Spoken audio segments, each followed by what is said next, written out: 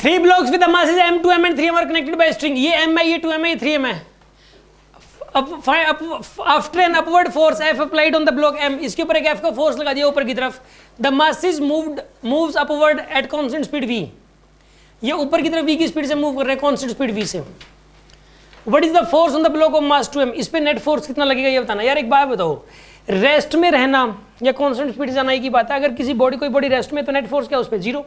और कोई body constant speed से जा रही है तो उसका भी उसके ऊपर भी नेट फोर्स क्या है? सीधी सी बात, नेट फोर्स जीरो ही लगेगा. सोल्व करने की कितना लगेगा, क्या लगेगा, निकालने की जरूरत. जब नेट फोर्स है ही जीरो, ऊपर का फोर्स और नीचे के फोर्सेस क्या हो जाएंगे, मिला के नेट जीरो हो जाएगा. क्योंकि स्पीड कांस्टेंट है यार, इसने बोल नहीं दिया स्पीड कांस्टेंट है. फिर स्पीड कांस्टेंट है तो नेट फोर्स जीरो हो जाएगा. यार अगर फोर्स होता कुछ ना कुछ तो स्पीड बढ़ नहीं जाती, ठीक है ना. ऊपर की तरफ होता तो बढ़ जाती, नीचे की तरफ तो घट जाती स्पीड. अब स्पीड कांस्टेंट है, स्पीड कांस्टेंट मतलब नेट फोर्स जीरो. तो यहाँ पे नेट फोर्स बताना है, इसके ऊपर 2m के ऊपर कितना लगेगा, तो जीरो आंसर आएगा इसका. सीधी सी बात है, ज़्यादा साइंस की जरूरत ही नहीं है इसके अंदर. हाँ जी, किसी को कुछ पूछना तो बताओ इसके अंदर. अगर f की वैल्यू पूछता तो 6 mg होता है इसका.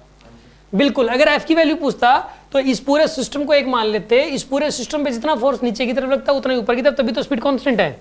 तो पूरे सिस्टम पे नीचे 6 mg लग रहा है तो f की वैल्यू भी जरूर 6 mg होगी. ठीक है. यस, किसी के मन में कोई डाउट हो तो बताओ.